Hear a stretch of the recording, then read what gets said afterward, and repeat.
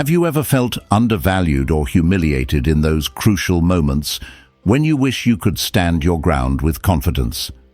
What if I told you that you have more control than you think to command respect, even in challenging situations?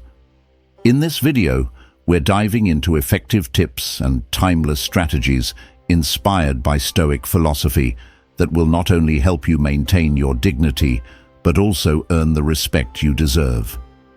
By the end of this video, you'll learn practical tools to handle interruptions, humiliation, and power dynamics, turning uncomfortable moments into opportunities for self-respect and personal growth.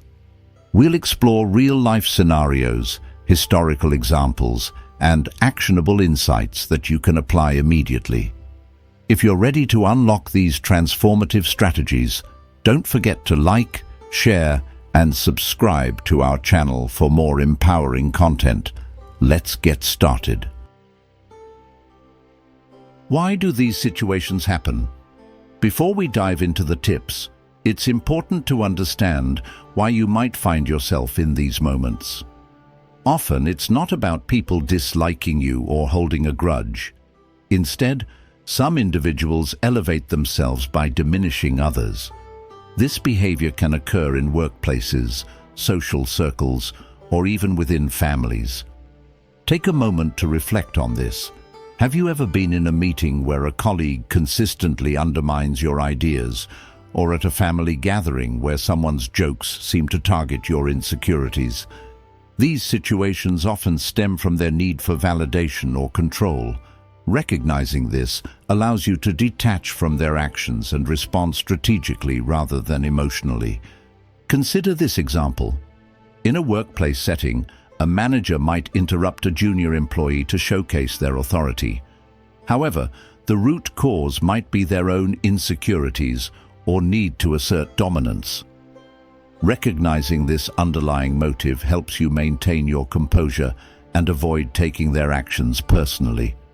The key here is to remember what Marcus Aurelius, a great Stoic philosopher, said: "You have power over your mind, not outside events." Realize this, and you will find strength. Respect isn't demanded. It's earned through your actions and self-control. Now, let's dive into the practical strategies. 1. The first impression. First impressions are critical. They're less about what you say and more about how you present yourself. Imagine this. You're at a networking event and someone approaches you for the first time. If you remain seated while greeting them, you may unintentionally convey disinterest or a lack of confidence. On the other hand, standing up, maintaining steady eye contact, and offering a firm handshake instantly communicate confidence and respect. Consider an example. At a job interview, the interviewer sizes you up in the first few seconds. Walking in with your shoulders back, offering a genuine smile, and greeting them by name can set a positive tone for the entire interaction. Stoicism emphasizes composure and intentionality, and these small actions are powerful reflections of those principles. Similarly, think about historical figures like Eleanor Roosevelt, whose poise and presence commanded attention wherever she went. Her ability to exude confidence through simple gestures made her an icon of leadership and respect. Practical tip: in every interaction, make it a habit to stand up when greeting someone, maintain steady eye contact, use open and confident body language. These simple gestures will leave a lasting impression and set the tone for how others treat you. Practice these habits daily, whether in casual settings or formal meetings, to make them second nature. 2. When someone interrupts you, interruptions can feel disrespectful, but reacting emotionally often does more harm than good. Instead, take a deep breath, pause, and calmly reassert yourself. For instance, let's say you're presenting an idea during a meeting and someone cuts you off mid-sentence. Instead of raising your voice or shutting down, you can respond by saying, I'm glad you're passionate about this, but I'd like to finish my thought first. This approach is firm but respectful, showing that you value your own voice without escalating tension. Think about the times when historical leaders or public figures faced similar challenges. Abraham Lincoln, for example, was known for his calm demeanor even in heated debates. His ability to pause and respond thoughtfully rather than impulsively earned him respect and admiration.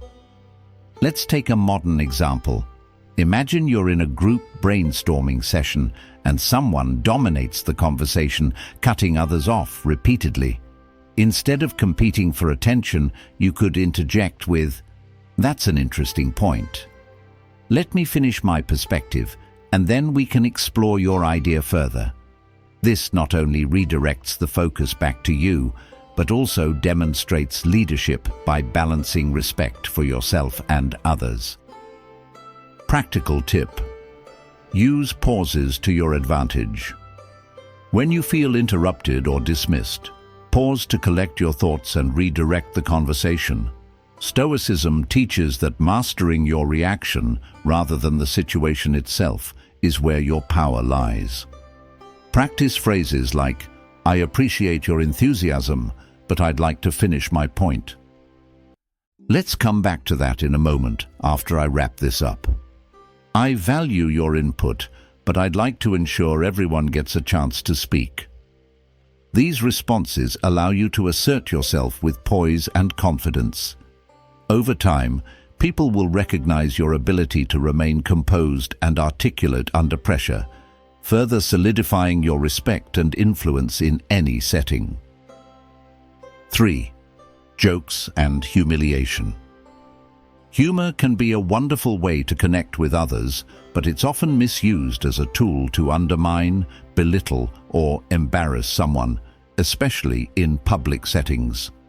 A sharp, sarcastic comment or a well-aimed joke at your expense can feel like an attack, especially if it targets your abilities, appearance, or personality.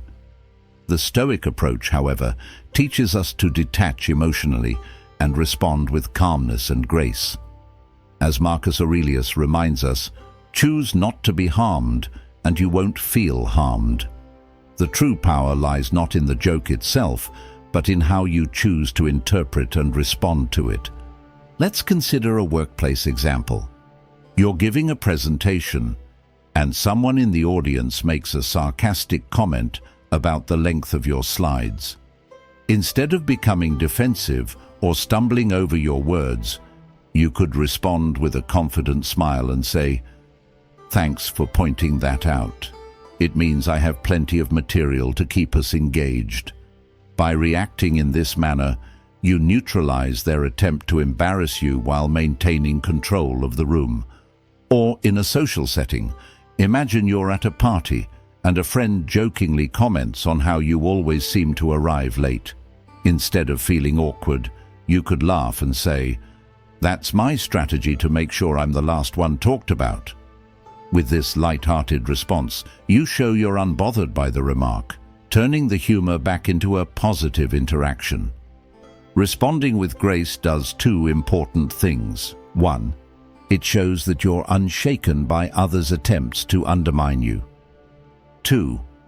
It subtly communicates that you're confident enough to rise above petty remarks.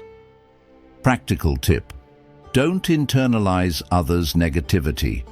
Remember, people's attempts at humor often reveal more about their insecurities than your shortcomings. Instead, focus on maintaining your composure. Use every situation as an opportunity to practice reframing negativity into something constructive. 4th, a question in response. Have you ever found yourself on the receiving end of a challenging question designed to throw you off balance? Maybe someone doubts your expertise or questions your intentions in front of others. It can feel intimidating, but instead of reacting defensively, Stoicism offers a simple yet powerful tactic. Respond with a thoughtful question of your own. This not only shifts the dynamic, but also demonstrates your confidence and ability to think critically. Here's an example in a professional context. During a meeting, someone asks, "What makes you think your approach will work when others have tried and failed?" Rather than scrambling to defend your position, respond calmly with, "That's a great question. What specific challenges do you foresee, and how do you think we could address them together?" This kind of response flips the conversation. You're no longer on the defensive, but instead engaging the other person in a constructive dialogue. Or consider a casual situation. Suppose someone says, "Why are you always so optimistic? Life isn't that simple." Instead of feeling the need to justify your outlook, you could ask, "That's an interesting observation. What helps you stay motivated when things get tough?" This shifts the focus and invites the other person to reflect on their own perspective. Using questions in this way achieves two goals. One, it shows that you're listening and willing to engage in meaningful discussion. Two, it reframes the conversation, putting the focus on collaboration rather than confrontation. Practical tip: approach challenges with curiosity instead of defensiveness. Thoughtful questions can steer discussions in your favor, positioning you as someone who is not only confident, but also collaborative and solution-oriented. 5. Walking away. Not every situation deserves your energy. One of the most empowering lessons from Stoic philosophy is understanding when to disengage. Walking away, whether literally or figuratively, can be one of the most dignified ways to handle a toxic or unproductive interaction. As Epictetus taught, we cannot choose our external circumstances, but we can always choose how we respond to them. Sometimes the best response is no response at all. Imagine this scenario in a workplace. You're part of a heated discussion, and a colleague is more interested in dominating the conversation than finding solutions. After several attempts to contribute constructively, you realize the discussion is going in circles. Instead of escalating the tension, you could calmly say, "I think we're not making much progress right now. Let's revisit this when we're in a better space to collaborate." By stepping away, you preserve your energy and reinforce your value for productive dialogue. Or in a personal context, suppose a friend or acquaintance repeatedly brings up a contentious topic despite knowing it bothers you. After calmly stating your boundaries, you might choose to excuse yourself from the conversation or even limit interactions with that person. Walking away communicates that you respect yourself too much to remain in an unhealthy dynamic. Walking away isn't about avoidance, it's about prioritization. By stepping back, you send a clear message. Your time, energy, and peace of mind are too valuable to be wasted on negativity. Practical tip: assess situations objectively. Ask yourself, is this worth my energy? Can anything productive come from this exchange? If the answer is no, disengage with dignity. Walking away isn't weakness. It's a statement of self-respect and emotional intelligence. Respect isn't about dominating others or winning every argument. It's about how you carry yourself, calmly, confidently, and with unwavering composure. By applying these Stoic strategies, detaching from negativity, using thoughtful questions to redirect challenges, and knowing when to walk away, you set a powerful example for how others should treat you. If you found these tips helpful, don't forget to like this video, share it with someone who could benefit, and subscribe to our channel for more insights into Stoic philosophy and personal development. The way you respond to life's challenges defines your character. So, take control, embrace calmness, and start commanding respect today. See you in the next video.